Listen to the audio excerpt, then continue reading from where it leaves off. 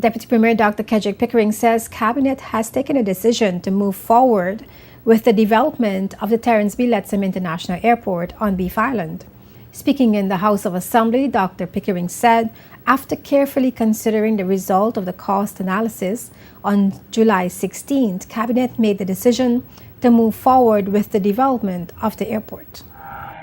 We are continuing our search for the most economically viable option to move forward with the airport development and to get past the significant delivery challenges that remain.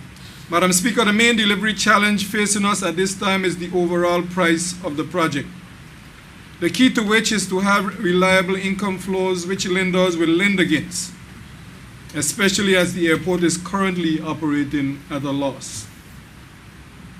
Without confidence in passenger volumes, a government-backed revenue guarantee equivalent to repayment of all debt, principal, and interest over the term of the loan would be needed. As we have already decided to move forward with the project, we will now engage in the following. A, we will commission an investment-grade traffic study. B, we will test the commercial acceptability of charges to be levied on the airlines.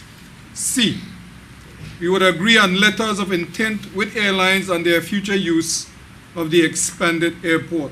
D, we will seek memorandum of understandings with prospective resort developers.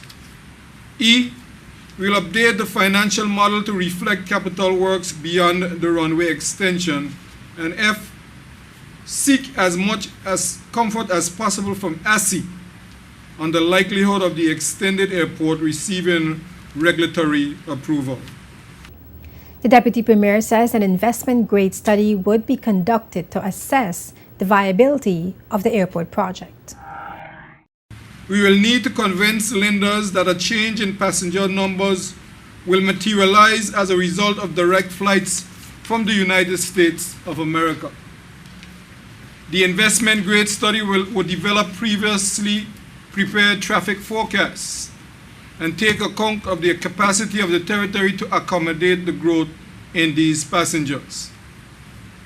Further discussions with the airlines to secure letters of intent would test the impact of the proposed route levy proposal of about $150 per passenger on a return trip flying to and from the USA. This levy will provide by far the highest source of income for the airport in the current financial model. Dr. Pickering says the existing terminal building has to be reconfigured. However, he says the cost of the project is paramount. A concessional model is one of 5 options put forward to finance the project. Dr. Pickering says the Foreign and Commonwealth Office, FCO, has decided that it would be best to pursue the concession model. Madam Speaker, the concession model has the advantage of retaining government ownership of the airport whilst gaining access to private sector airport operation and the management skills. It also transfers some risk to the private sector. However, it would represent a departure from the terms of the current procurement approach by adding finance and operate to the design and build option. The medium-term fiscal plan as it currently exists provides for a public-private partnership arrangement where the debt being charged to government in the amount of $100 million is spread equally over 3 years. A concession model, such as what is anticipated, can therefore be negotiated with the guarantees given under the concession model, totaling this amount with no material change to what was anticipated in the medium-term fiscal plan. The current debt position of the BVI government renders a traditional financing option as not preferable due to the high debt service and outstanding debt levels.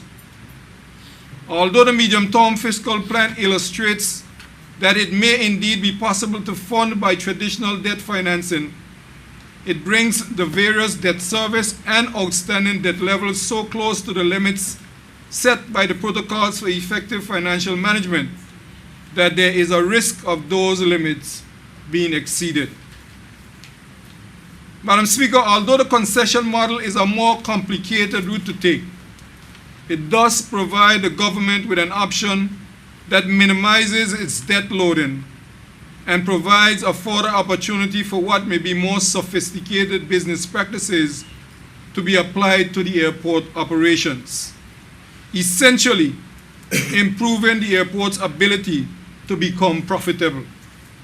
Dr. Pickering says bids ranging from $154 million to $194 million for the runway extension phase of the project received in May this year were analyzed by the law firm Baker McKenzie, accounting firm PricewaterhouseCoopers, and engineering firm Consumar. Still to come on JTV News.